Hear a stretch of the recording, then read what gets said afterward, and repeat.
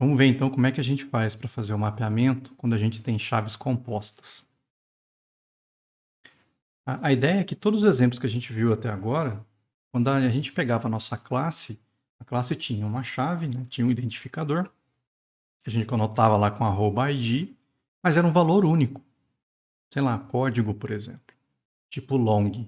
Era um valor único. Mas e se eu tiver um caso em que eu preciso de uma chave composta? Nesse exemplo aqui, o que eu vou fazer?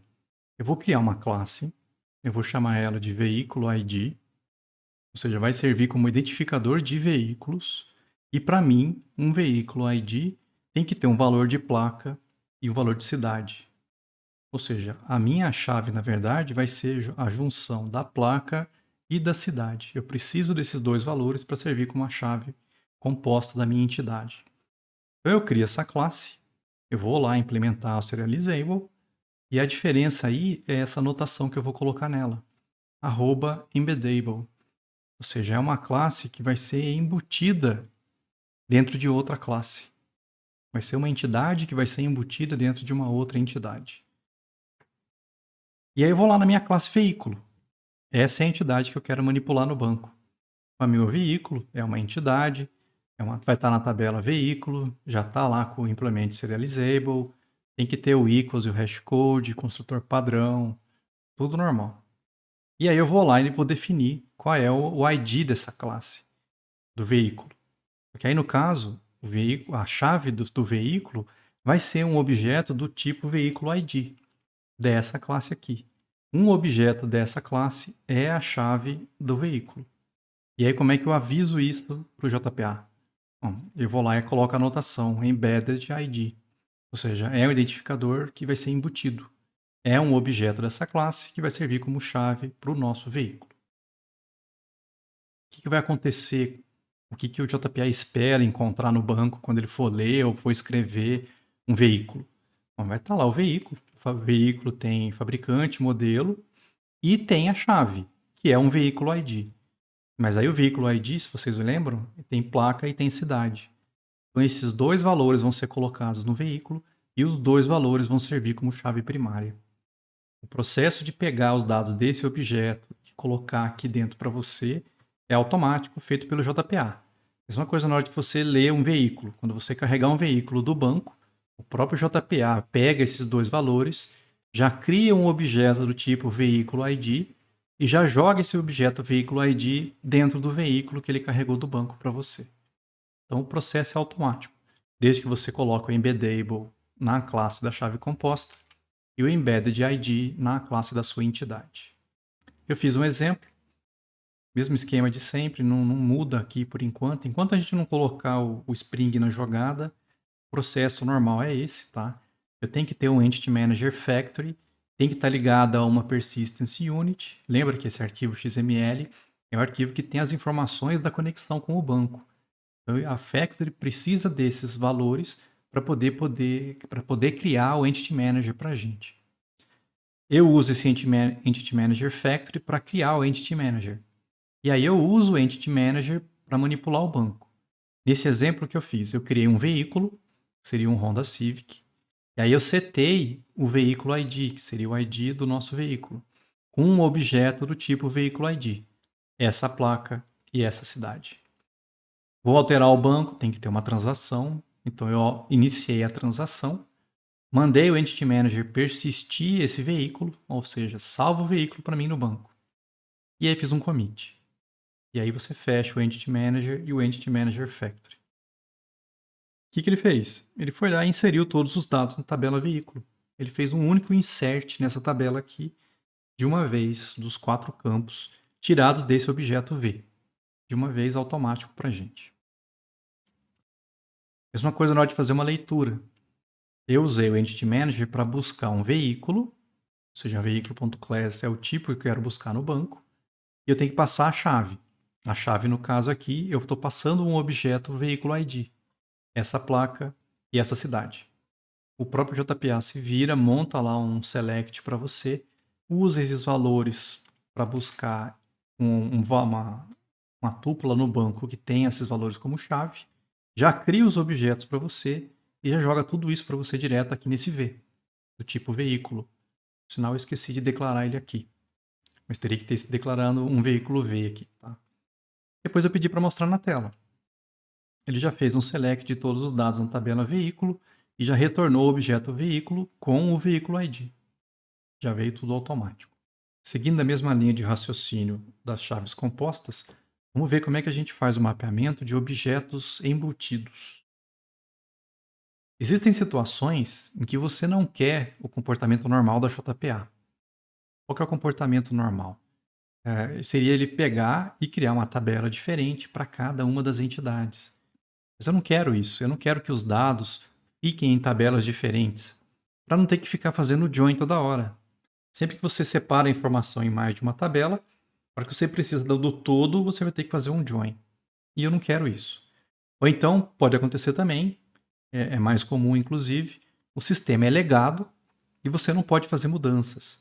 Ou seja, o banco já existe e é desse jeito, e você tem que pegar essas informações dentro de um objeto. Tem que fazer esse tipo de coisa que a gente vai estar mostrando agora. Então, nessa situação, nós podemos usar objetos embutidos. Qual é a ideia aqui? Eu tenho uma classe que eu chamei de proprietário. Um proprietário tem nome, telefone e e-mail. E aí eu anoto essa classe com embeddable. Ou seja, é uma classe que vai ser embutida em alguma outra entidade. Do mesmo jeito que a chave composta é. A diferença é que aqui, na hora que você declara um veículo, quando a chave é composta, a gente usa o embedded ID. Porque esse objeto que está sendo embutido, ele é o identificador dessa entidade veículo. No nosso caso agora, o proprietário não é o identificador. É só uma informação que você quer que seja colocada dentro do veículo. Só que eu não quero que exista uma tabela veículo e uma tabela proprietário. Eu quero que fique numa tabela só. Mas no meu sistema orientado a objetos, isso está separado em duas classes. Como eu não quero as duas tabelas, aí é que vem o uso dos objetos embutidos. O JPA vai se virar para embutir os dados desse objeto proprietário dentro da entidade do seu veículo. O que vai acontecer quando você. O que o JPA vai esperar encontrar no banco ou vai manipular no banco? Só vai ter uma tabela veículo. O veículo é a nossa entidade. Então tá lá a tabela veículo.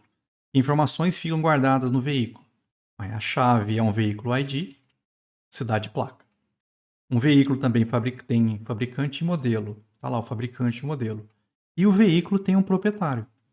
Aí o que o JPA faz? Automático. Ele vê os atributos do proprietário, nome, telefone e e-mail, e joga isso para você aqui dentro. Ó. Nome, telefone e e-mail. Então, quando eu for salvar um veículo, ele já vai pegar os dados, inclusive de dentro desse objeto, e espalhar para você nessas colunas. Quando você faz a leitura, também é automático. Ele já lê todos esses dados dessa tabela, cria um objeto proprietário para você com esses 3 valores e já coloca esse objeto para você dentro do objeto veículo, que ele também está criando para pegar o restante da informação. Mesmo teste que eu fiz anteriormente, só que agora eu vou criar um veículo com Honda Civic. O Honda Civic tem esse ID, que é um veículo ID com essa placa e essa cidade. E aí eu vou setar um proprietário no veículo. Vai ser um objeto da classe proprietário. No caso aqui é a GrossBuilder. Como eu vou alterar o banco, eu tenho uma transação. E aí eu peço para persistir o veículo. O JPA faz o restante. Ele foi lá e inseriu os dados na tabela veículo. De uma vez, ele vai lá e escreve tudo direto aqui para você. Fiz um teste também de leitura. E se eu buscar um veículo? Estou pedindo para ler um veículo com esse veículo ID, com essa placa e essa cidade. E aí eu pedi para mostrar na tela.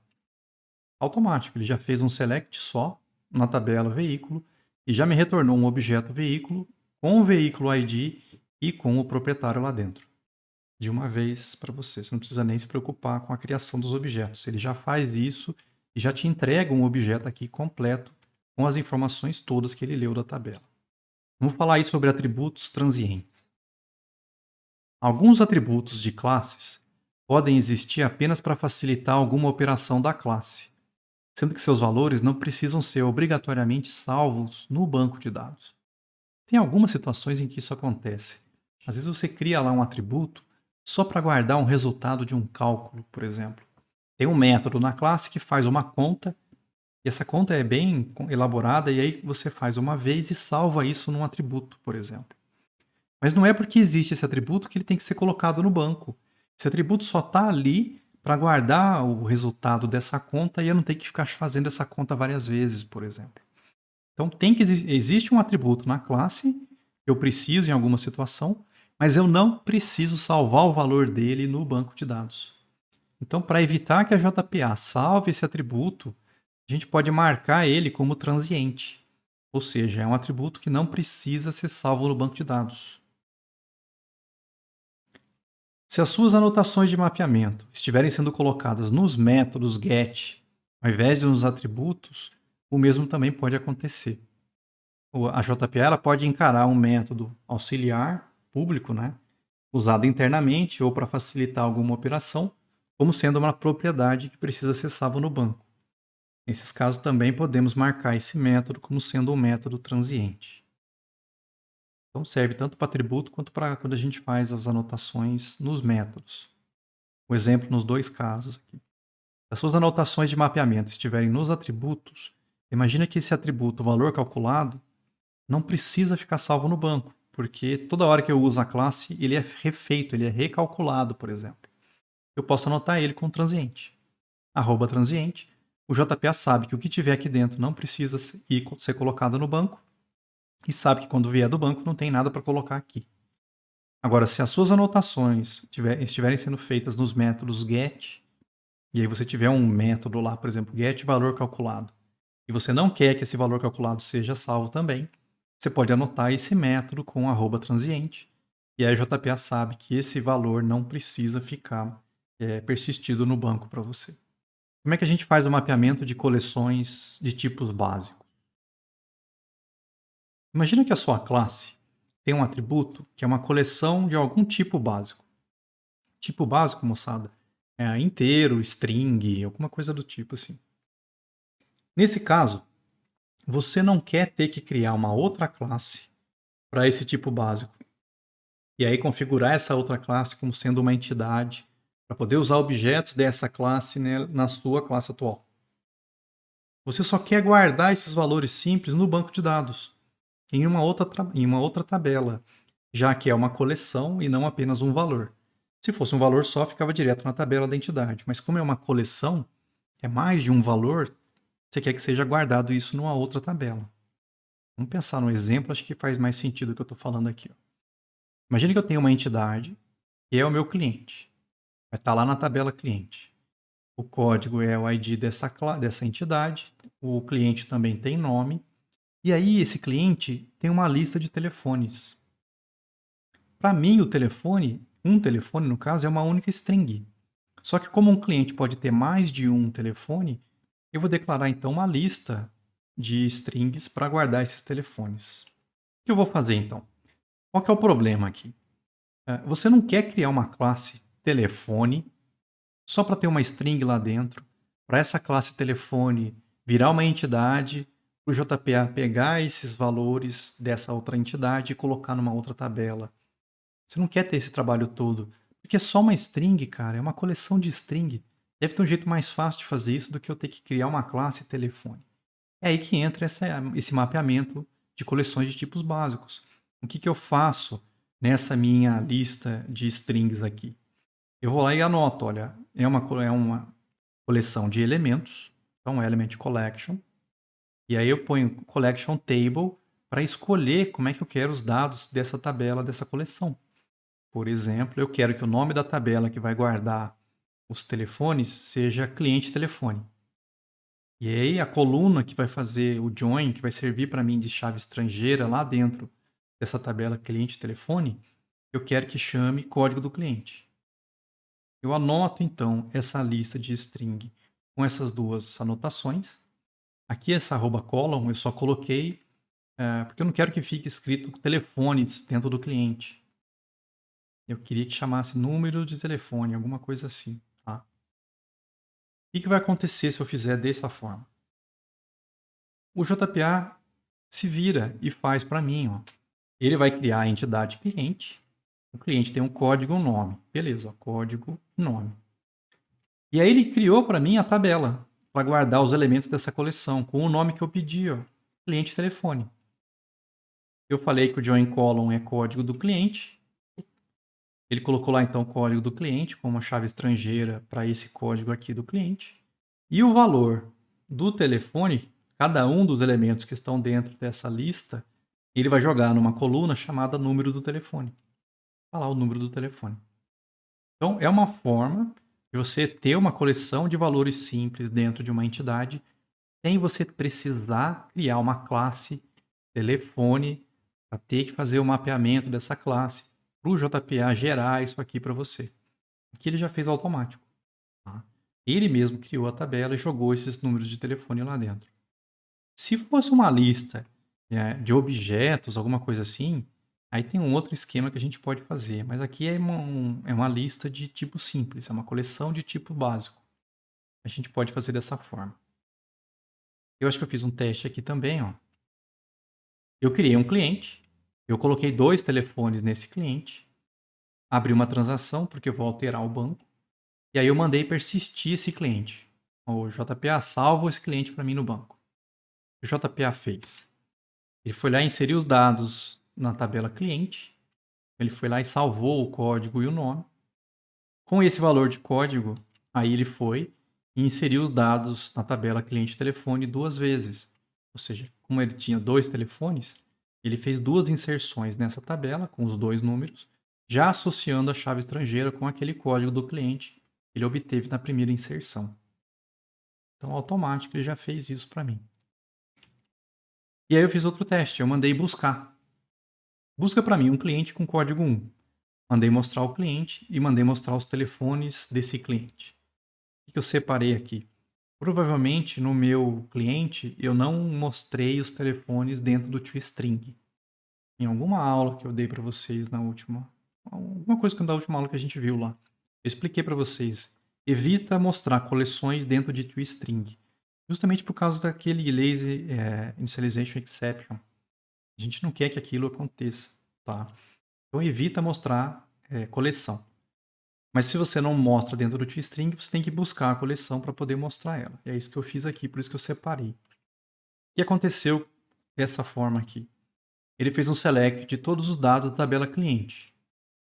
Então ele foi lá e buscou os clientes. Lembra que por padrão, o lado que tem muitos, ele não traz. Então ele não buscou os telefones. Ele só pegou os dados dessa tabela cliente aqui, ó. Nessa primeira parte, quando eu pedi para buscar aqui. Aqui, quando eu pedi só para buscar. Aí quando eu mandei mostrar os telefones, aí sim, o que ele fez? Ele fez um select de todos os dados da tabela cliente-telefone, já usando o código daquele cliente para pegar os dados dele. Então ele separou, ele fez 2 selects aqui. Ao invés de fazer um select só, fazendo um inner join das 2 tabelas, ficou separado, mas por causa da maneira com que eu fiz a consulta. Eu só mandei buscar o cliente e depois eu mandei buscar os telefones. A gente vai ver mais para frente, a gente pode bolar uma consulta com JPA em que ele já buscasse para mim o cliente com os telefones e evitasse fazer 2 selects, ele ia fazer um select só. Mas isso é coisa para a gente ver mais para frente. E se não for uma coleção de tipo básico, como uma string? Se for uma coleção de objetos que eu quero embutir? Exemplo agora. O meu telefone agora não é mais uma única string. Eu separei o meu telefone em prefixo e aí o número. Então o que eu vou fazer? Eu vou criar uma classe, telefone, vou botar lá o prefixo e o número e vou avisar o JPA, olha, essa classe vai ser embutida dentro de alguma entidade. Eu não preciso fazer o mapeamento completo aqui, moçada. Esse cara não é uma entidade normal. Não tem chave, não tem nada disso. É uma classe normal só com essa anotação embeddable colocada. E aí eu tenho lá um comprador. Aí sim, o comprador ele é uma entidade. Tem que ter chave, aquele todo esquema que a gente viu. O que o comprador tem? Código, nome e a lista de telefones. Só que agora esses telefones não são mais uma única string. São objetos dessa classe telefone aqui. O que eu vou fazer para fazer o mapeamento dessa lista, então? De novo, ó, é uma coleção de elementos. A tabela da coleção eu quero que chame cliente telefone. as colunas, ou seja, a coluna que vai servir de chave estrangeira dentro dessa tabela cliente-telefone, eu quero que chame código comprador. Ou seja, ele vai pegar esse código do comprador e vai jogar como chave estrangeira dentro da tabela cliente-telefone. É isso que ele vai fazer. Ó. O comprador tem lá o código e o nome, e essa tabela que eu falei para ele, cliente-telefone, vai guardar o código do comprador, que é a coluna que serve de chave estrangeira para o comprador, e os dados dos telefones. Só que agora o telefone é uma classe com esses dois atributos. Então ele pega os dois atributos e joga aqui dentro para mim da tabela.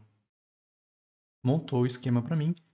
Tem uma tabela guardando os telefones sem eu precisar ter feito o mapeamento. Vamos testar. Eu vou salvar um comprador no banco. Então eu criei um comprador, coloquei 2 telefones dentro desse comprador. Os outros telefones agora são objetos, né? Eu tenho que criar objetos do tipo telefone para colocar eles no comprador. Abri uma transação e aí mandei persistir esse comprador. Finalizei a transação. O que acontece no banco? Ele inseriu os dados na tabela do comprador, tabela aqui, pegou a chave. E aí, como são 2 telefones, ele fez 2 inserções nessa tabela comprador-telefone, já pegando o valor do código e colocando aqui como chave estrangeira para a gente. E se eu fizer a leitura? Eu vou mandar buscar um comprador com código 1.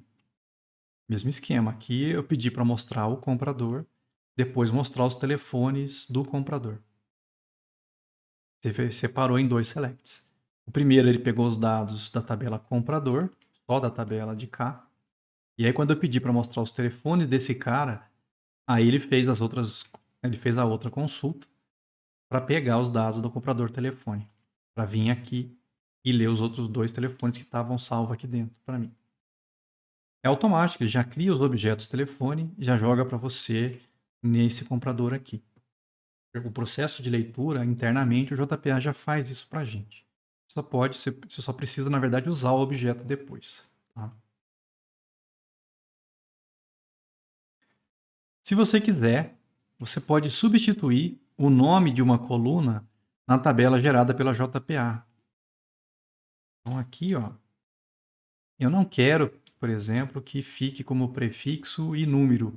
Eu quero que mude um desses nomes, mas eu não quero mudar na classe. Para que você vai fazer isso? Eu não sei. Eu só estou mostrando que dá para fazer, tá, moçada? Eu não quero que fique prefixo e número. Por algum motivo obscuro, eu quero que chame número telefone. Existe uma anotação que você pode colocar junto com o mapeamento que você fez, que é o attribute overrides. Estou sobrescrevendo alguma coisa relacionada a um atributo. Qual é o atributo que eu estou sobrescrevendo? O nome do atributo é número. Qual é a coluna que eu quero que fique esse atributo? Eu quero que o nome da coluna seja número do telefone. Tudo isso para mudar lá na tabela isso aqui para número do telefone. E aí ele vai colocar para você número do telefone. Trabalheira danada só para isso, moçada. Mas dá para fazer se você quiser. Aí vem a minha pergunta. Para que mudar o nome do atributo desse jeito? Você podia ter feito isso direto na classe telefone. Por que eu vou fazer essa anotação maluca aqui?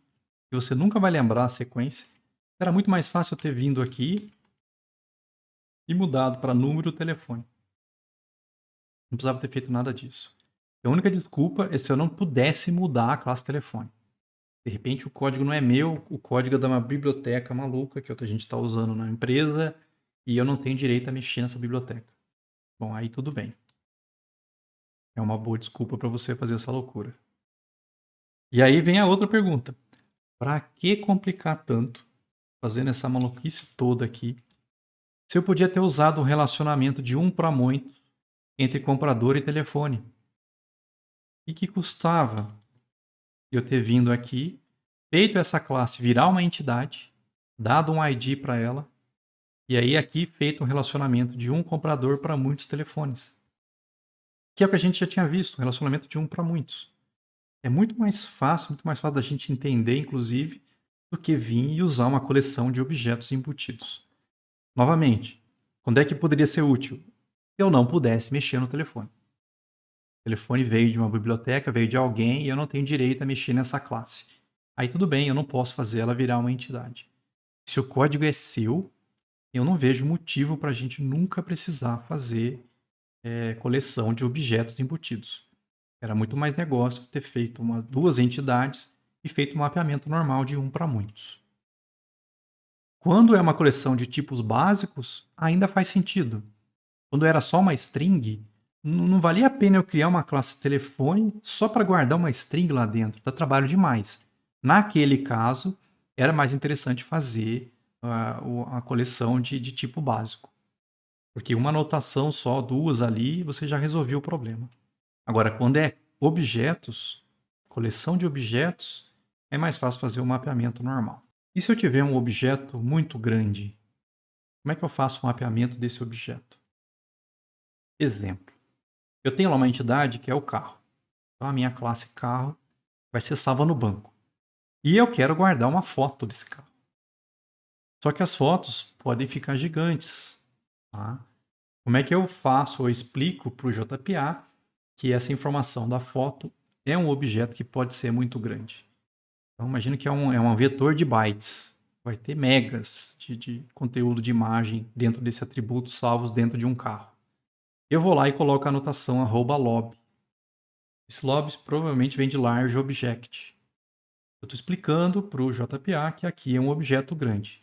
Por quê? Os bancos de dados normalmente têm tipos específicos para guardar informações de objetos grandes. Então eu tenho que avisar para ele para usar um objeto desse tipo, um tipo desses lá dentro, internamente. Aí vem a discussão boa de sempre. Qual que é o ideal, professor? Salvar a foto dentro do carro e pôr essa foto no banco ou deixar a foto fora do banco e guardar dentro do banco só o nome e o caminho da imagem? São duas maneiras diferentes que a gente tem de tratar imagens, moçada. O que eu vejo muito o pessoal fazer não é salvar a foto no banco. Por que não? Sinceramente, é o jeito mais fácil. Vocês vão ver depois, mais para frente, a gente vai ter teste fazendo isso. Salvar a foto quando a foto está direto na entidade dá menos trabalho do que você salvar o caminho dela e aí ter que usar o Java para carregar a foto e inserir foto no sistema de arquivos. É muito mais negócio deixar aqui e deixar o JPA se virar para fazer isso.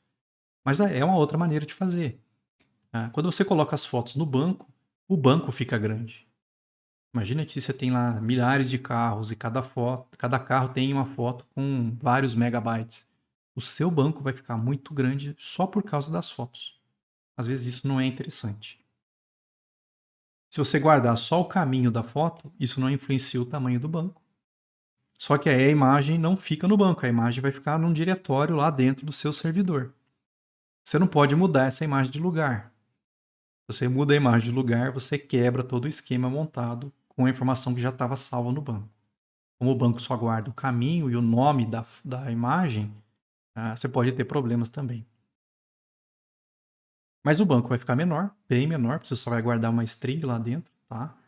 Você não vai poder ficar mexendo essa foto de lugar, é um dos problemas. E o outro é você vai ter que usar o Java para salvar e carregar essas fotos, quando quiser mexer e mostrar ela, por exemplo, na web.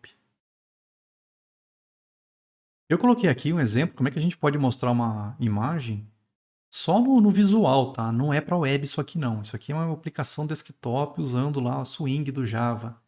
Eu deixei isso aqui, acho que deu trabalho demais para encontrar um que funcionasse. Aí a hora que eu achei, eu falei, não, eu vou salvar esse negócio no slide. Eu sei que eu tenho salvo isso em algum lugar.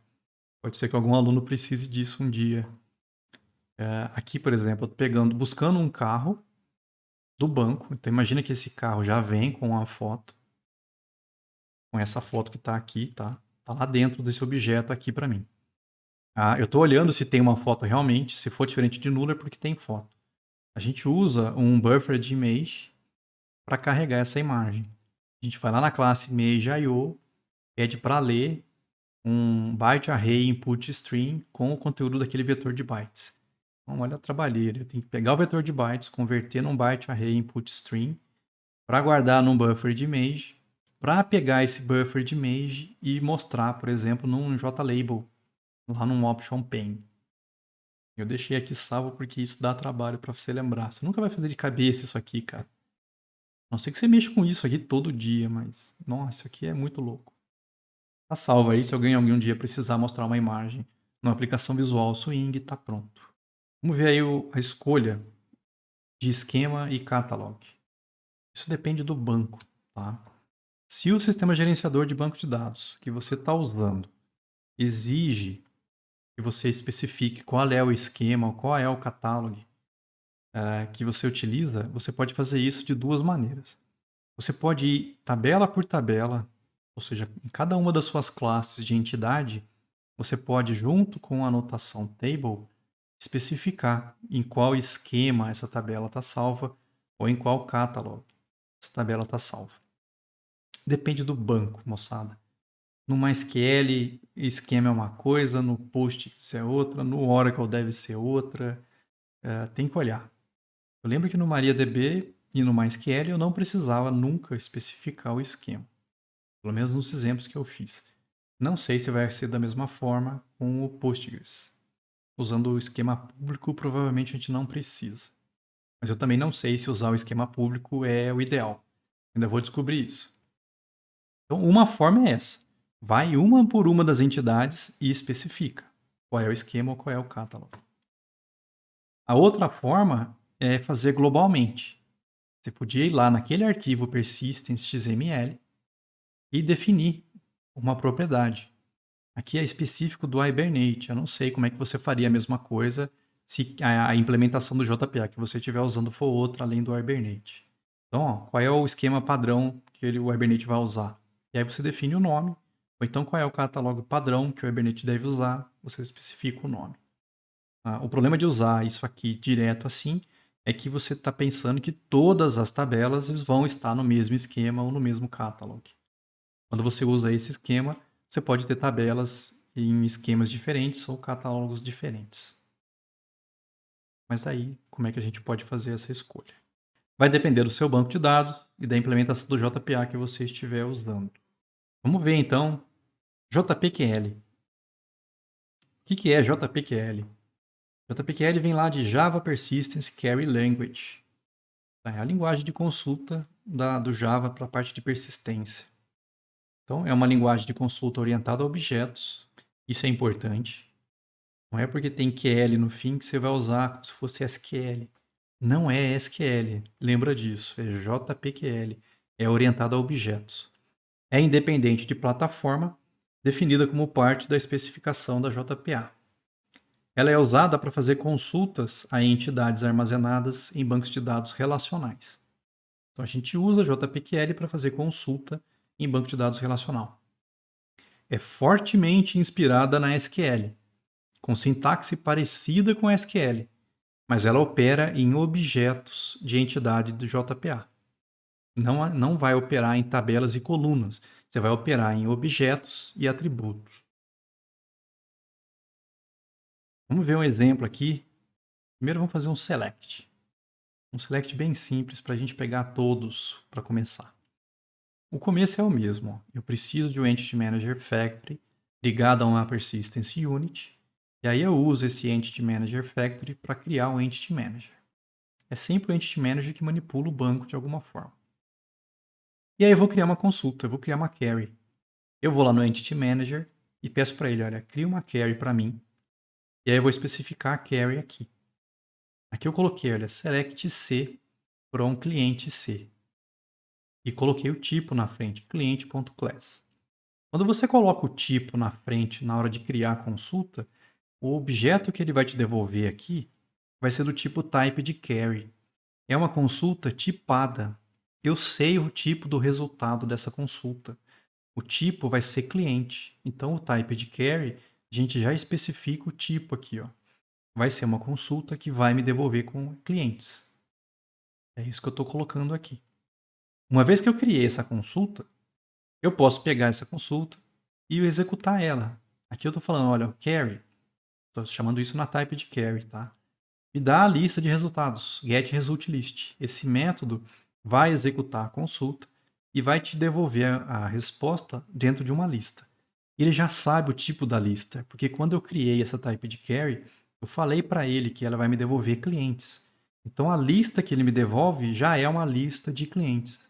Não preciso fazer cast, não preciso converter tipo nenhum aqui. Ele já vai me devolver uma lista de clientes. No caso aqui com todos os clientes. Nesse exemplo eu joguei os clientes na tela, fechei o Entity Manager e o Entity Manager Factory. Vamos entender o que esse select C para um cliente C está fazendo, tá? Acho que uma maneira de você pensar nessa consulta, que talvez facilite um pouco, você vai fazer um select C from cliente SC. É como se fosse um apelido. Aqui eu não coloquei o S, tá? Porque esse S que a gente coloca aqui, ele é opcional. Normalmente eu nunca uso isso. Mas no primeiro exemplo pode ser interessante para você entender. Eu estou falando para o JPA fazer o seguinte, olha. Vai na entidade cliente. Observa que o cliente aqui é com C maiúsculo. É a classe. Vai na entidade cliente e busca para mim os objetos. Ele vai fazer o seguinte, cada um dos objetos cliente que ele achar, ele vai chamar como se fosse C. É como se fosse um apelido para o objeto. E eu estou falando para ele selecionar quem? Esses objetos. Busca os objetos C do cliente. Ele vai pegar todos os objetos e vai te devolver isso numa lista. Nesse primeiro exemplo aqui, eu não coloquei o S. Esse é o jeito que a gente costuma usar. Tá? Mas lembra, from cliente C é como se fosse, esse C é como se fosse cada um dos objetos do cliente. E o que eu quero que ele consulte? O que eu quero que ele selecione? Esses objetos. Seleciona o objeto inteiro do cliente para mim. Então esse as ele é opcional. Eu não, outra maneira de fazer isso. Essa eu não gosto de usar assim não, mas ele também aceita. Você pode fazer a consulta direto from cliente. Porque já tem por padrão, se você não fala nada, ele pega todos os objetos. Então eu não preciso nem falar select C from cliente C. Não preciso fazer essa consulta inteira dessa forma. Se você quiser, você pode fazer direto from cliente. Eu evito fazer isso porque fica confuso para a gente. Tá? Tenta pelo menos colocar dessa forma. Select C from cliente C. O que mais? Eu não sou obrigado a criar o type de carry. Nesses 3 primeiros exemplos aqui, na hora de criar a carry, eu criei ela e guardei numa referência do tipo type de carry. Ó. Nesse exemplo está assim, esse exemplo está assim, e nesse exemplo também. Ó. Quando eu crio a carry, eu estou guardando ele numa type de carry. Mas você não é obrigado a fazer isso. Aqui, por exemplo, eu estou criando a carry. Nesse objeto type de carry, eu já estou executando o getResultList. E já guardei direto em clientes. Dá para ser feito dessa forma também. Eu não preciso, eu não sou obrigado a guardar essa carry para executar ela. Ainda mais se não tiver parâmetro nem coisa do tipo, você já pode executar de uma vez e já pegar a resposta. Tá? No começo, eu não recomendo que vocês façam dessa forma.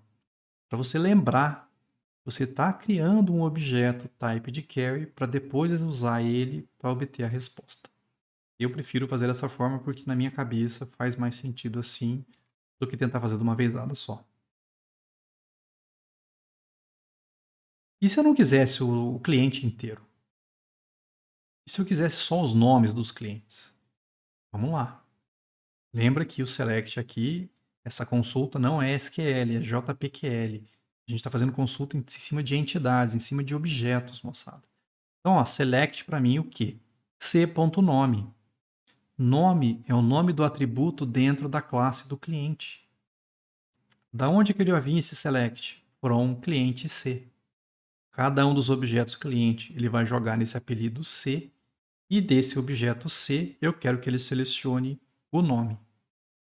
Aí vem, o nome é de que tipo? Na minha classe cliente, o nome é uma string. Então, na hora que eu vou criar essa carry, o tipo que ele vai me devolver, ou seja, essa type de carry aqui, é uma type de carry de string. A consulta vai me devolver strings. Então, eu ponho o tipo aqui na hora de declarar o type de carry, e na hora que eu crio a carry, eu passo a classe do tipo também, do retorno. Tem que ser feito dessa forma para funcionar, tá? Uma vez que eu tenho a carry criada, aí eu peço para ele me dar a resposta. Aqui eu estou pegando a carry e pegando a lista de resultados dela. Automático. Como eu criei usando um type de carry, ele já sabe que essa lista é uma lista de strings. Então já posso guardar direto numa lista de string aqui, que eu chamei de nomes. E aí eu joguei na tela. Então eu não sou obrigado a manipular o objeto inteiro. Nesses exemplos aqui eu estava pegando um cliente inteiro. Você pode fazer por partes também, eu só preciso do nome dos clientes. Vai funcionar do mesmo jeito. Vamos ver um pouco mais aqui. Agora imagine o seguinte, que eu tenho um modelo de carro. Esse modelo de carro é feito por um fabricante. O fabricante pode ter vários modelos. Nesse exemplo, o objeto modelo conhece o fabricante dele, mas o objeto fabricante não conhece os modelos dele. Tá? É unidirecional aqui. Eu vou fazer uma consulta aqui. Eu quero pegar o nome dos fabricantes dos modelos dos carros que eu tenho. Então, imagina assim, eu estou indo no banco, para todos os modelos de carro que eu tiver cadastrado, me traz os nomes dos fabricantes deles. Vamos ver essa consulta. Ó. De novo, eu uso o Entity Manager para criar essa query. E aí, da onde que eu quero buscar os dados? From modelo carro. Eu quero que ele olhe primeiro os modelos de carro que eu tenho no banco. Cada um dos modelos de carro, ele vai jogar nesse MC aqui. Então, from modelo carro, MC. E o que eu quero que ele selecione desses modelos de carro? Olha, seleciona para mim mc.fabricante.nome. É automático. Como o modelo de carro lá dentro tem um objeto fabricante, eu já estou acessando direto ele, ó. mc.fabricante. Esse fabricante tem que ser o nome do atributo do tipo fabricante dentro do modelo do carro. E dentro do objeto fabricante, pega o nome dele. Eu sei que o nome do fabricante do modelo é string. Então, na hora que eu crio a query, eu já passo string.class e já declaro aqui como string. Uma vez que eu tenho essa query criada, aí sim eu posso pegar o resultado numa lista. Ele já sabe que a lista vai ser uma lista de string, porque o tipo da query é string. Então eu já posso atribuir direto numa lista aqui e usar esses nomes do jeito que eu quiser nesse programa. Nesse exemplo eu não fiz nada com isso. Eu só fiz a consulta. Então a gente pode fazer esse tipo de coisa. O JPA sabe como fazer para pegar os dados de fabricante, moçada. Aquele mapeamento que a gente faz no modelo do carro, de muitos para um, aquele mapeamento que a gente fez lá, explica para ele como chegar até esses dados aqui. Ele sabe qual é a tabela que ele vai ter que fazer um join, ele sabe como é que vai guardar esses valores lá dentro e tudo mais. E dá a resposta direto aqui. Tá? Nesse caso aqui, eu peguei de todos os modelos de carro.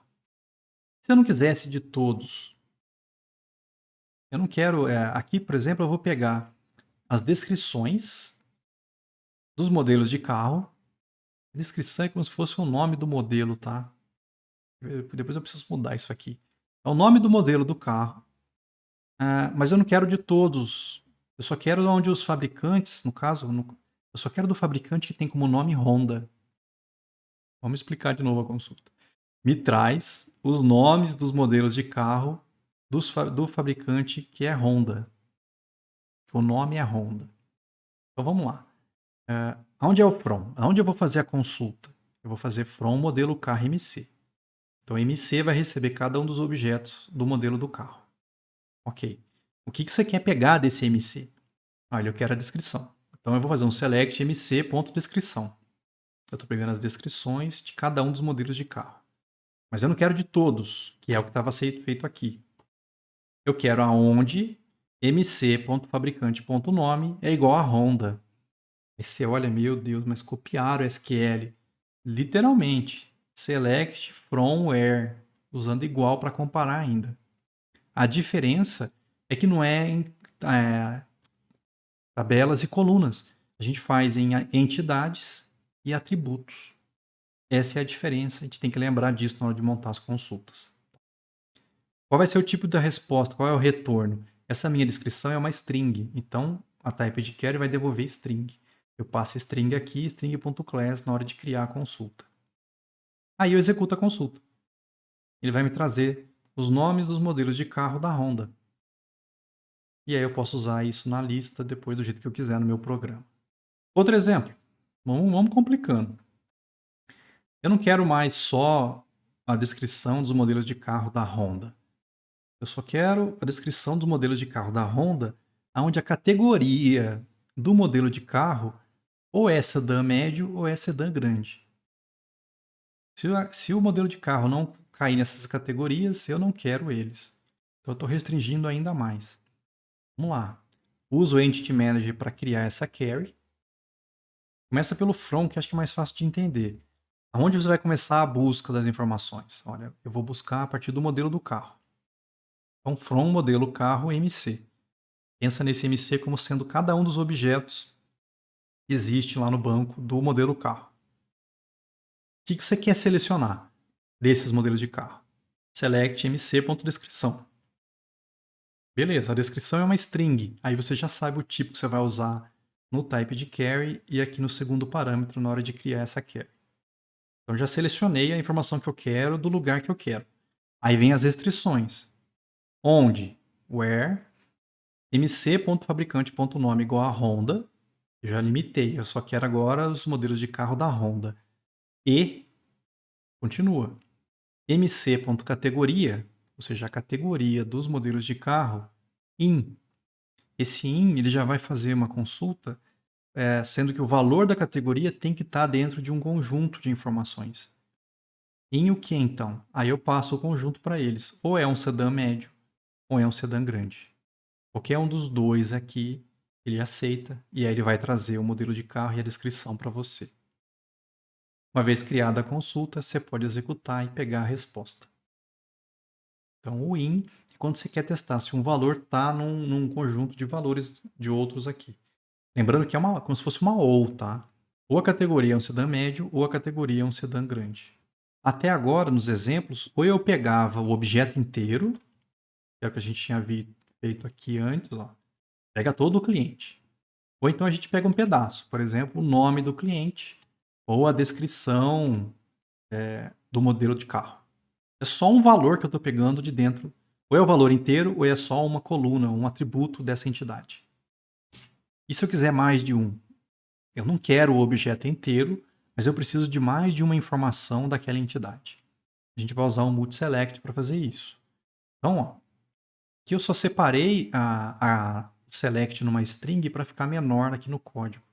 Senão eu teria que colocar essa select aqui dentro e não ia caber na linha, tá, moçada? Mas eu acho legal porque fica mais organizado. Qual é a minha consulta? Eu chamei aqui de SQL. Você podia chamar de query, consulta, o nome não importa. Vamos lá. Começa pela onde você vai buscar a informação. Olha, from modelo carro MC. Vai começar a consulta a partir dessa entidade aqui. O que você quer selecionar dessa entidade? Olha, pega para mim mc.descrição, vírgula, mc.categoria. Eu estou buscando descrição e categoria dos modelos de carro. Essa vai ser a consulta que eu quero executar. Aí eu vou lá e peço para criar essa query. Passo para ele a consulta. Passo essa string aqui como parâmetro. Só que agora a gente tem um problema. Nos outros exemplos, quando eu ia criar a consulta, eu sabia o tipo de retorno. Aqui era um cliente. Então, na hora de criar, vamos pegar aqui, o type de query, eu usava o cliente. E na hora de criar a consulta, eu passava o tipo como segundo parâmetro. Só que agora não é um valor só. Agora são duas coisas diferentes. São duas strings. Não, é uma string e uma categoria. Como é que não tem um tipo só? Então não dá para eu criar um type de query de um tipo só, nem dá para passar um tipo só aqui no segundo parâmetro na hora de criar a query. Uma maneira de fazer isso é você criar essa query e na hora de pegar a resposta, você receber isso como se fosse um vetor de object. Lembra object? Object é a superclasse de todas as classes do Java. Todas as classes do Java têm herança de object. Então a minha resposta vai ser um vetor de objetos. Como são tipos diferentes, aqui o object ele aceita qualquer coisa. Você pode botar objetos completamente diferentes dentro desse vetor. Todos eles vão ter herança de object, então vai funcionar. Tá? O polimorfismo aí vai aceitar isso aqui pra gente, vai funcionar pra gente. Então eu vou buscar, eu vou receber como resposta uma lista de vetor de objeto. É muito esquisito isso aqui. Mas tem que imaginar que cada valor que vem do banco traz uma descrição e uma categoria. Então vai ter um vetor. Na primeira posição é a descrição, na segunda posição é a categoria. Como vai vir mais de um, é por isso que é uma lista. Uma vez que eu peguei esses resultados, aí eu posso manipular. Nesse exemplo, eu estou fazendo um for para percorrer essa lista de vetor de objeto. Cada posição dessa lista é um vetor de objeto, então eu recebi isso aqui nesse obj. E aí eu posso mostrar na tela o obj0 e o obj1. O 0 vai ser a descrição e o 1 vai ser a categoria. Mostrei todas as descrições das categorias dos modelos de carro do banco. Essa é uma forma de fazer o multiselect, vetor de object. A gente vai ver outras formas daqui a pouco. O que eu separei aqui, eu não sei. Deve estar fora de ordem. Mas a gente já chega lá de novo. O JPQL tem uma série de funções agregadas que a gente pode chamar no meio das consultas. Por exemplo, eu quero saber quantos objetos existem, ou quantas respostas existem, coisa do tipo. Existe a função count. Aqui está contando o A. Quem que é A? A gente já vai chegar nesse A daqui a pouco. Existe função para fazer soma. Aqui eu estou somando o valor total do A. Tem função para pegar o valor máximo, função para pegar o valor mínimo. Eu estou somando, pegando o máximo, pegando o mínimo do valor total do A. A VG é para calcular a média, o valor médio aí do valor total do A. Aonde está sendo a consulta? From carro C. Tá, então começa a partir da entidade do carro. Só que não é só do carro. Eu já estou pedindo para ele, olha, faz o join com C.aluguéis. E aí aqui nesse ponto o aluno começa a chorar aí do outro lado. Como assim, professor? Carro C, join C.aluguéis. Isso aqui é para a gente fazer o join entre duas entidades. Como o carro tem vários aluguéis, lá no mapeamento vai existir uma lista de aluguéis dentro do carro. Provavelmente o nome do atributo que guarda isso lá no carro é aluguéis. Então, a maneira com que a gente faz o join no JPQL é através do atributo que faz a conexão entre as duas entidades. É diferente do SQL. No SQL você põe o nome da tabela. Eu teria colocado inner join, por exemplo, aluguel, que era o nome da tabela onde isso aqui está guardado. Na JPQL, não. O seu from carro C, você faz o join no atributo do carro que liga com a outra entidade, C.aluguéis. E esse C.aluguéis, lembra que ele é A? Ele vai pegar cada um desses aluguéis e vai jogar nesse A. É esse A que eu estou usando aqui, ó. Então ele está selecionando o quê? O carro, que é o C. Então, seleciona para mim carro, vírgula, quantidade de aluguéis desse carro, a soma dos valores totais dos aluguéis, o valor máximo do valor total de aluguel, o valor mínimo do valor total dos aluguéis e a média dos valores totais de aluguéis, valor total de aluguéis. Para piorar ainda, agrupou por carro. Na hora de trazer esse monte de informação, vai estar agrupando para cada um dos carros. Só que eu não quero todos também. Eu só quero quando a quantidade de aluguéis do carro for maior que 1. Jesus. Essa consulta é horrorosa, cara. Mas é possível da gente fazer com JPQL. Então, de novo, eu estou pegando o carro e usando as funções agregadas do JPQL. Quantidade de aluguéis, soma dos aluguéis, valor máximo, valor mínimo, valor médio dos aluguéis. Tá? O from já teve que fazer o join do carro com os aluguéis, porque eu preciso dos dois para fazer esse monte de select aqui. Agrupei. Não precisava ter feito esse group by aqui, não. Eu não sei por que já está aqui. A gente vai ver o group by daqui a pouco. E pode ainda limitar. Só quero quando a quantidade de aluguéis desse carro for maior que 1. De novo, como são vários valores que eu estou selecionando, não tem um tipo específico. Aqui eu estou usando de novo um vetor de object para pegar todas essas respostas. A resposta da minha consulta, que eu criei aqui, ó, vai ser uma lista de vetor de object. E aí eu posso percorrer esse vetor de object e usar os valores. Tá?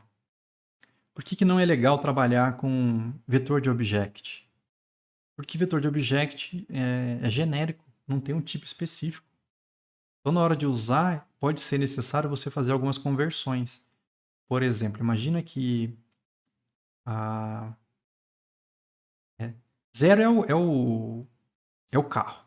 Então, obj0 é o carro. Obj1 é a quantidade. Quando você usa a função count, ele devolve um long. Ok. Quando você usa soma, máximo, mínimo, ele vai fazer o seguinte, ele vai devolver big decimal. Esse é o padrão do JPQL. Então eu tenho que fazer uma conversão, porque esse cara é um objeto. Só que ele vem como object, mas eu não posso tratar ele como object, eu tenho que tratar ele como big decimal. Eu tenho que fazer um casting. Converter o tipo aqui para big decimal para poder sair corretamente na tela. Senão ele ia chamar o toString do object, que eu não sei o que faz no big decimal. Então, às vezes, pode ser necessário você fazer conversões com esses valores que você recebeu no vetor de object aqui. E o valor médio, por algum motivo, lá dentro é um double. Por que não usaram o big decimal também, eu não sei. Tá? Então, existem funções agregadas que você pode chamar. Não são as únicas, tem mais lá, só que eu não coloquei aqui para não complicar ainda mais esse exemplo. Volta no multiselect aí que a gente acabou de fazer. Ó. E se eu não quisesse usar um vetor de object? O que você pode fazer também? Você podia criar uma classe. Eu estou criando uma classe para guardar esse monte de valor que eu quero buscar. Ó. O carro, a quantidade, a soma, o máximo, o mínimo e a média. Olha lá, ó. Aluguel carro info. Vai guardar um carro, o total, o valor máximo, o valor médio. Por que eu não coloquei quantidade junto? Eu também não sei. Esqueci, provavelmente. Mas eu posso criar uma classe para guardar os valores que eu quero buscar. A classe é uma classe normal, tem construtor, setters e getters. Certo? O construtor recebe o carro, o total, o valor máximo, o valor médio. Como é que eu uso essa classe na hora de fazer a consulta? Você pode falar para o JPQL, na hora de montar a consulta, selecionar novos objetos de alguma classe. Então, o que eu estou falando para ele aqui? Olha, seleciona para mim novos objetos da classe aluguel carro info, que é essa classe que eu acabei de criar aqui. Passa já no construtor para ele os valores, ó, C, count A, max do A valor total, a média do A valor total. E aí fecha o construtor. Ou seja, durante a consulta, a JPQL vai criar objetos para você dessa classe aluguel carro info, com o resultado que veio do banco. E aí, quando você pegar a resposta, você já vai receber um vetor dessa classe aluguel carro info. A consulta vai ser no carro C, já fazendo o join com C.aluguéis A. Mesma coisa, group by C, having count A maior que 1.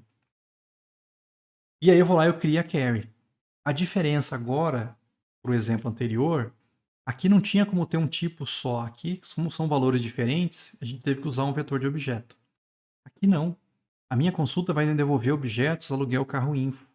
Então, quando eu crio a carry, eu já posso passar aqui, ó, aluguel carro info.class. Eu já estou criando uma type de carry aqui para guardar esse tipo. Agora, quando eu vou criar a carry e eu passo essa consulta maluca para ele, eu sei o tipo da resposta. Vai ser objetos do tipo aluguel carro info. Então, eu já passo aqui aluguel carro info.class e o type de carry já sabe que ele vai ser de aluguel carro info. Aí eu vou lá e rodo a minha consulta, carry.getResultList. Como é um type de carry, ele sabe que a resposta vai ser um list de aluguel carro info. E aí eu estou percorrendo esse aluguel carro info, que seriam os meus resultados, e jogando na tela. Aqui eu estou mostrando a descrição do modelo do carro que eu acabei de pegar, que está lá dentro do aluguel carro info. Aí eu mostrei a quantidade de aluguéis dele, o valor máximo e o valor médio. Tudo tirado direto de dentro da classe. Então, é outra maneira de fazer o multi-select. Você define uma classe com os campos que você quer buscar e aí pede para o JPQL criar os objetos na hora de fazer a consulta para você. E aí você não precisa manipular vetor de object. Vamos falar aí de join, left join, right join. A gente pode montar os joins do mesmo jeito aqui. Tá? Nesse exemplo, vamos lá. Um carro tem 0 ou mais acessórios. E o acessório pode estar em mais de 0 ou mais carros. Só que o carro conhece os acessórios dele, mas o acessório não conhece os carros dele. E aí eu vou fazer uma consulta. Eu preciso da descrição do acessório de cada um dos carros. Então eu quero, para cada carro, buscar as descrições dos acessórios. É como se fosse o nome do acessório, tá? Então eu vou fazer um from carro C. Só que eu preciso buscar a informação já do acessório também. Eu vou precisar do nome aqui, da descrição do acessório, eu já posso montar direto o join aqui para ele. Ó. From carro C, join. De novo, não é SQL. Se fosse SQL, você colocaria o nome da tabela, acessório. E não, é JPQL. Tem que falar para ele o nome do atributo dentro da classe do objeto aqui C. O nome do atributo dentro do carro que guarda os acessórios provavelmente vai chamar acessórios. Então é ele que eu faço o join. Então, from carro C, join C.acessórios, eu já dou um nome para cada um desses acessórios. Eu chamei de A. Tá? E esse A eu posso usar então na consulta. É aqui que eu peguei A.descrição. Estou pegando os nomes dos acessórios dos carros.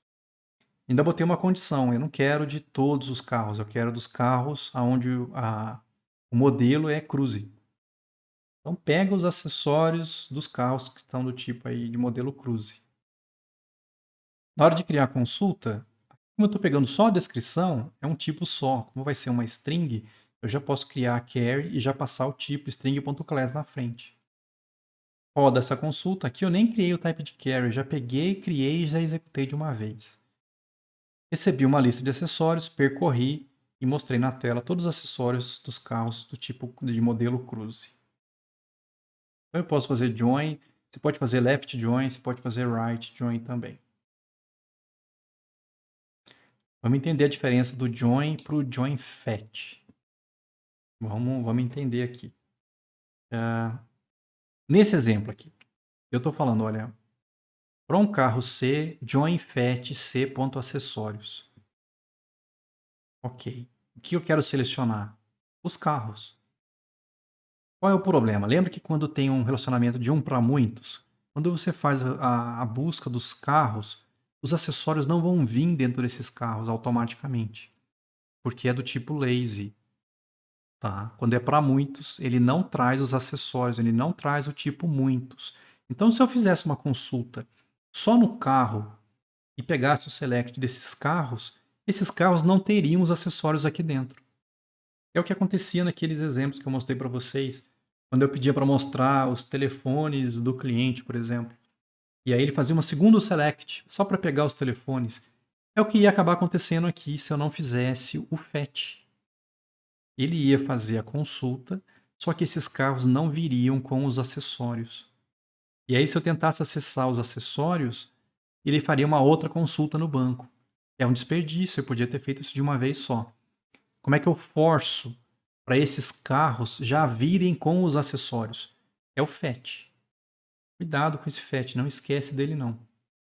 Sempre que você for fazer uma consulta e faça um join em que você precise que no objeto já venha esse join, a gente usa o fetch. Então, quando eu faço join fetch c.acessórios, eu estou explicando para o JPA. E quando ele pegar esses acessórios do carro, já coloca dentro do objeto. Para quando você devolver esse objeto, já vir com os acessórios aqui dentro. Quando a gente testar isso aqui, vai dar para perceber melhor, mas esses carros que eu estou buscando aqui, você vê que no carro aqui eu estou pegando um carro só. Esse carro que eu estou buscando já vai estar com os acessórios dele aqui dentro. Vai ser feita uma única consulta e já vai fazer um join para você automático lá na hora de fazer essa consulta. Aqui eu já misturei também, esses meus slides não tá muito legal. Eu não estou buscando todos os carros, eu estou pegando o carro aonde o ID dele é igual a esse parâmetro. A gente vai ver parâmetro no próximo slide. Esses slides não são felizes aqui. Mas a gente vai ver com detalhe. Eu vou ter que passar um ID de carro para essa consulta para pegar específico daquele carro. Como é que a gente faz isso? Eu criei a query normalmente, passei a string para ele, o tipo da resposta vai ser carro, o type de query é de carro, só que antes de executar a consulta, eu tenho que botar um valor no parâmetro. Então eu vou lá na minha query e seto o parâmetro. Nesse exemplo, eu estou passando o parâmetro por nome. Então eu ponho o nome do parâmetro, ID carro e o valor que eu quero lá dentro. Imagine que esse código é o código que você está buscando, por exemplo. Aí eu executo a consulta, ele vai me trazer o carro que tem esse código já com os acessórios, por causa do fetch. Nesse exemplo anterior aqui, se eu tivesse buscado os carros, esses carros não viriam com os acessórios, porque eu só fiz um join. Eu esqueci do fetch. Tá? E aí, quando eu tentasse acessar os acessórios desses carros que eu busquei, ia fazer um monte de select, cara. A gente vai ver isso depois, é horrível. Por isso que o importante é olhar o login. A gente vai mexer com o login depois. O que diabo que o JPQL está gerando de consulta no seu banco? Às vezes o pessoal fala que JPA Hibernate fica lento. Às vezes não, às vezes você que fez bobagem e o comportamento padrão tá lento, mas é porque você esqueceu, por exemplo, de fazer esse fetch, tá? Aí sim, parâmetros. Duas maneiras de passar parâmetro para consulta, moçada. Ou você usa interrogação e o número, aqui é como se fosse o parâmetro 1. Você pode ter mais de um parâmetro, você podia ter parâmetro 1, parâmetro 2, parâmetro 3. É só colocar interrogação 1, interrogação 2, interrogação 3. Aonde você quiser na consulta, tá? Aí você cria a consulta, mas você tem que setar o parâmetro antes de executar. Se você está passando por número, na hora de setar o parâmetro, você põe o número e o valor que você quer colocar ali dentro. Ele vai colocar Chevrolet nessa consulta para você. E aí você pega o result list para executar essa consulta. Então aqui, por exemplo, eu estou pegando a descrição dos modelos de carro, onde o nome do fabricante é Chevrolet. Tá? O importante de fazer isso. Ah, professor, por que eu não concatenei Chevrolet aqui nesse select? Moçada, se esse valor tiver vindo, por exemplo, de uma aplicação web, não faça concatenação. Usa parâmetro. E quando você faz com parâmetro, o JPA já faz um tratamento dessa string para evitar SQL injection no seu sistema. Esse set parâmetros já faz toda uma limpeza nessa string para não dar bobagem. Então não faz concatenação de string vindo principalmente de web, da interface. Usa parâmetro. Tá? Então, uma maneira é usar a numeração. A outra maneira é você colocar dois pontos e um nome. Você dá um nome para o parâmetro. E aí, como você deu o nome para o parâmetro, na hora de setar, você passa o nome do parâmetro e o valor que você quer que seja colocado nele. Mesmo esquema, já vai ter todo um tratamento aí para evitar SQL injection. Between, principalmente para datas e valores numéricos, a gente pode usar o between. Aqui, por exemplo, eu estou fazendo uma consulta dos aluguéis. Então, from aluguel A. Tudo bem. O que eu quero que ele selecione desses aluguéis? Quantidade de aluguel. Tudo bem, mas não é de todos. Eu quero só quando a data de fim do aluguel estiver entre um parâmetro início e um parâmetro fim. Então eu vou passar duas datas para essa consulta, um início e um fim. Ele só vai trazer a quantidade de aluguéis dos aluguéis com essas datas entre início e fim. Cria query. Passei essa string para ele com a consulta. A resposta, como é um count, vai vir um long. Então já posso passar long.class como tipo aqui para poder guardar a resposta. Eu já fiz de uma vez. Eu criei a consulta, setei os parâmetros na consulta e aí executei a consulta. Podia ter quebrado isso aqui em uma, duas, três, 4 linhas, na verdade. Ficou 4 linhas porque não cabe na mesma linha aqui, tá, gente? O que eu faço? Eu setei os parâmetros. Ó. O início, eu peguei essa data e o fim, eu peguei essa data. Ele vai setar as datas e aí quando eu executar, ele já roda a consulta para você e você já vê a quantidade que veio de aluguéis. Então eu posso usar o between para pegar entre dois valores. Principalmente para data a gente usa isso. Named carries. Named carries são carries nomeadas, consultas nomeadas. Elas são estáticas. Diz eles que é mais fáceis de ler, mais fáceis de manter e mais rápidas. O mais fácil de ler e fácil de manter já é a opinião de quem está fazendo. O fato de ser mais rápido, aí tudo bem, eu concordo. Por quê? Elas já ficam prontas para ser usadas em cache. quando você faz o deploy do seu sistema.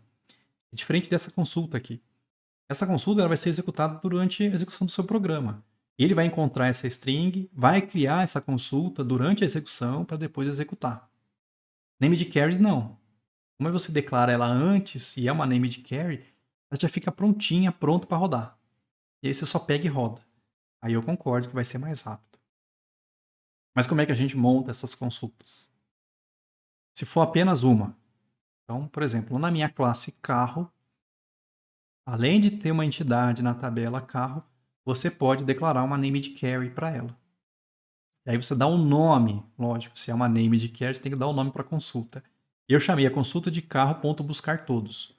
Podia chamar de abacaxi, churumela, você dá o nome que você quiser para a consulta. Aqui eu já botou o nome buscar todos de carro, para você lembrar o que ela faz. E aí você põe a consulta. Select C from carro C. Ela fica declarada na própria entidade. Vantagem, é o que eu falei, ela já fica pronta em cache. Quando você fizer o deploy desse sistema, essa consulta já está pronta. Aí na hora de usar, o que eu faço? Olha, eu vou lá no Entity Manager e falo para ele, olha, cria uma named carry, carro.buscar todos. Ele sabe qual é a consulta pelo nome. Então aqui, na verdade, quando eu ponho um create named carry, ele não está meio que criando, ele só está pegando o que já está pronto para você e aí executa. Vai devolver os carros para você aqui. Por que eu não gosto disso? A classe carro já está poluída pra caramba. Imagina, já é uma entidade, tabela, tem ID, generator value, coluna, aquele monte de coisa. Depois a gente ainda vai colocar a parte de validação junto do Spring. Essa classe fica atolada de anotações. Ainda você ainda vai lá, ainda põe name de carries em cima. É para ficar aquele monte de consulta em cima aqui, só para piorar.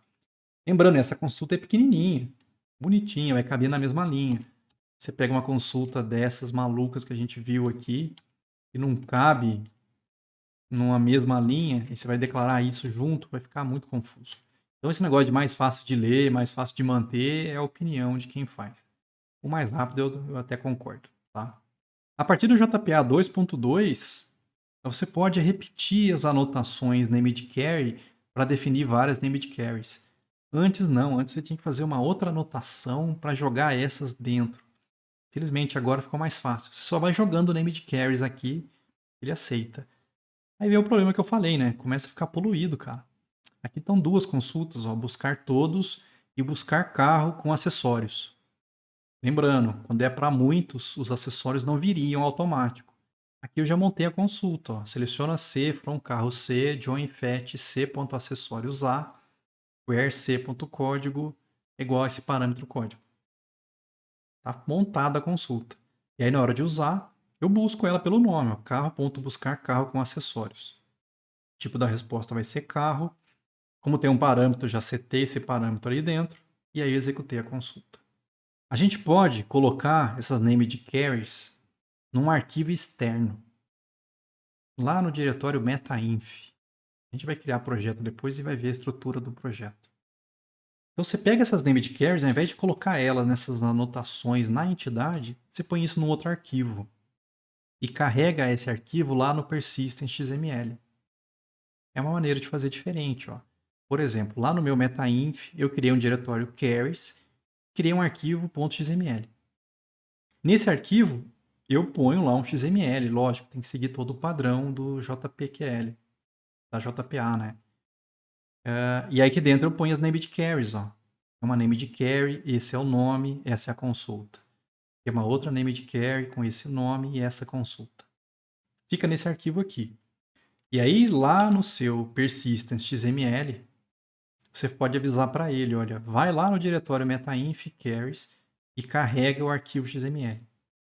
Então, a Persistence Unit vai encontrar esse arquivo, vai carregar essas consultas e vai deixar pronto para você. Eu acho que talvez seja melhor do que fazer dessa forma aqui. Eu só não sei como é que a gente usaria esse esquema com o Spring. Vocês vão ver depois lá no Spring, a gente não vai ter esse arquivo mais. Vai ficar nas configurações do nosso projeto. mas deve ter um jeito de você definir também um arquivo de consultas de named carries também. Eu que nunca procurei isso. Tá? Paginação, isso é importante. Às vezes o pessoal reclama do JPA com Hibernate, falando que é lento, mas aí você vai ver a consulta do cara, tá indo no banco e buscando 1 milhão de respostas. Pô, não dá também, né? Não haja memória para guardar 1 milhão de objetos, dependendo do tamanho de cada objeto. O que a gente pode fazer? A gente pode fazer paginação.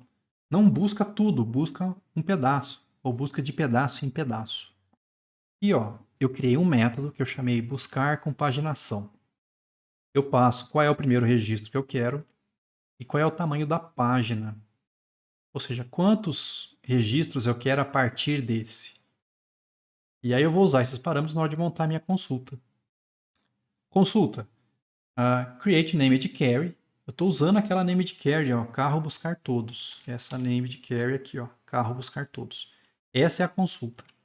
Tá? Só que eu não quero buscar todos de uma vez. Eu vou falar o seguinte para essa consulta, olha, set first result primeiro. Ou seja, o primeiro resultado que eu quero que você traga é esse cara aqui. Qual é o máximo de resultados que eu quero que você traga a partir desse? É o tamanho da página. E aí eu executo a consulta, ele vai me trazer uma lista com os carros começando nessa posição e já trazendo essa quantidade de carros a partir dessa posição. E eu devolvo essa lista. Esse controle do primeiro e do tamanho da página é você que tem que fazer no seu programa. As tuplas que vão vir de resposta começam com índice 0. Então, se eu passar como parâmetro 0, 10, ele vai trazer os 10 primeiros carros. Mas se eu passar 11 e 10, ele vai trazer 10 carros de novo, mas os outros 10, seriam os 10 seguintes aos primeiros.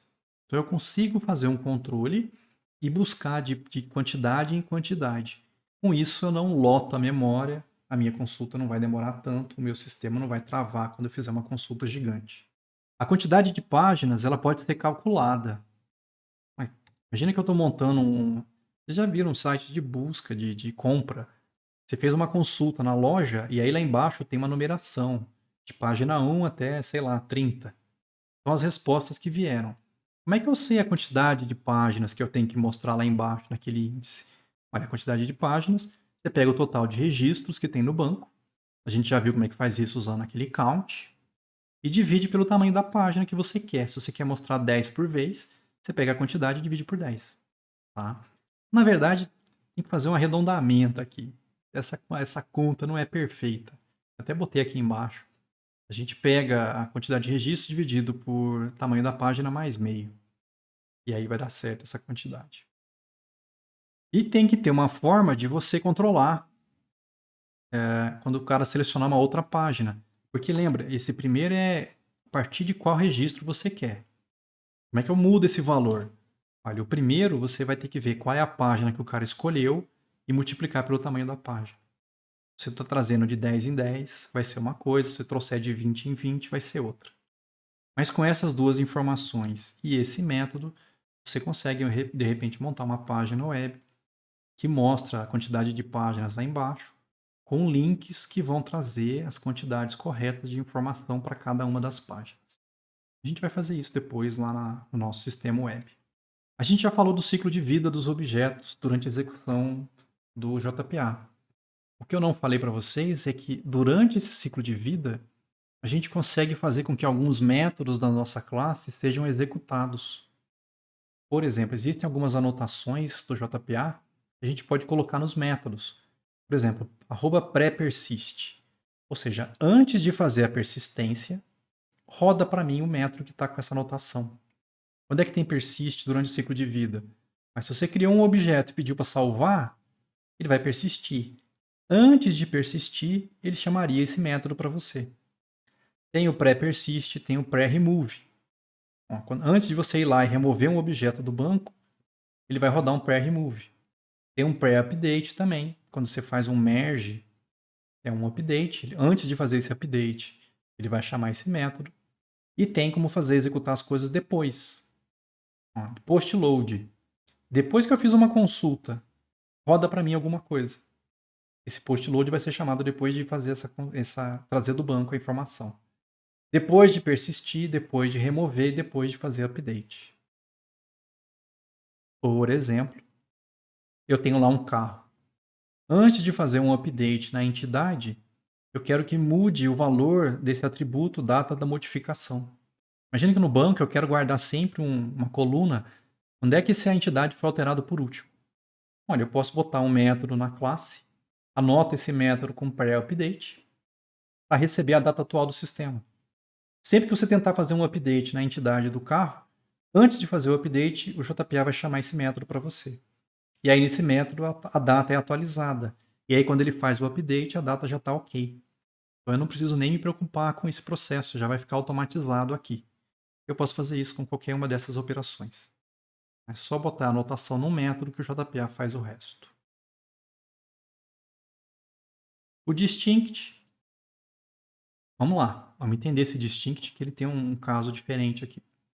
Se a sua consulta não envolve entidades, ou seja, não estou envolvendo o objeto inteiro, eu estou envolvendo valores, tipo básico, vamos pensar assim. Aí eu quero que esse distinct ele entre no SQL e ele seja feito pelo banco de dados. Por exemplo, aqui, estou selecionando na data de criação dos posts, from post P. Eu estou buscando cada um dos posts do meu banco. Cada um deles vai estar nesse objeto P. Aí vem meu select. Eu estou pegando só o ano da data de criação do post. Só que eu não quero que repita. Imagina que no mesmo ano eu tenho trocentos posts. Eu não quero que venha esse mesmo ano 1000 vezes, por exemplo. Eu quero que venha uma vez só esse ano. Então eu ponho lá um distinct, select distinct year p.data de criação. Só vai vir os anos distintos, né? Os anos diferentes. Ordenado pelo ano da data de criação. Nesse caso, eu quero que esse distinct vá para o select. Na hora que o banco for fazer um select, eu quero que ele ponha lá um distinct lá no SQL que ele está gerando para mim. Criei a consulta e executei essa consulta. Eu vou receber uma lista com os anos onde tem publicação. Agora, se a sua consulta ela envolve entidades, ela envolve o objeto inteiro, tá? Eu não quero que esse distinct acabe lá no SQL. Por quê? A própria JPA vai reunir os resultados de um mesmo objeto e vai me entregar sem repetições. Se eu deixar esse distinct passar para o banco, você está fazendo a operação duas vezes, é um desperdício de tempo. Se a JPA já vai unir os objetos repetidos para você e te entregar sem repetir, você não precisa que o distinct entre lá no SQL. Isso vai melhorar a eficiência da sua consulta. Então aqui nesse exemplo, eu estou indo lá no empregado, pegando cada um dos empregados e chamando de E. Só que aí eu já fiz um write join o departamento, E.departamento D. Então eu busquei lá no empregado, de cada empregado, já buscando os departamentos. E aí eu fiz um select de quê? Do departamento. Só que eu não quero os departamentos repetidos. Imagina que vai existir vários departamentos, vários empregados diferentes, pode ter o mesmo departamento, certo? Eu não quero que repita o departamento. Então, na minha consulta no JPQL, eu ponho select distinct D, porque eu não quero departamentos repetidos. O JPA já vai fazer isso para mim e vai reunir para mim no mesmo objeto. Ok. Só que na hora que eu vou fazer essa consulta executar, se eu não falar nada, isso entra no SQL. Eu não quero isso. O que eu tenho que fazer então depois que eu crio a minha consulta? Eu tenho que ir lá na minha consulta, chamar esse método aqui, setHint. Como se fosse uma dica de execução para a consulta, para o JPA. Vai lá em carry hints e fala, olha, pass distinct true. Ou seja, a passagem do distinct para o SQL. Eu não quero que seja feito, eu passo falso aqui. Ou seja, JPA não manda esse distinct para o SQL, porque não precisa. O próprio JPA já vai unir as informações para mim no mesmo objeto aqui, quando vier repetido do banco. E aí eu executo a consulta. Tá? Tenta lembrar disso, então. Distinct, quando envolve tipos básicos, normal. Põe lá o distinct que vai parar no seu SQL e é isso que você quer. Quando você estiver usando o distinct para objeto inteiro, você não quer que isso entre no SQL. Então a gente coloca essa dica aqui antes de rodar a consulta.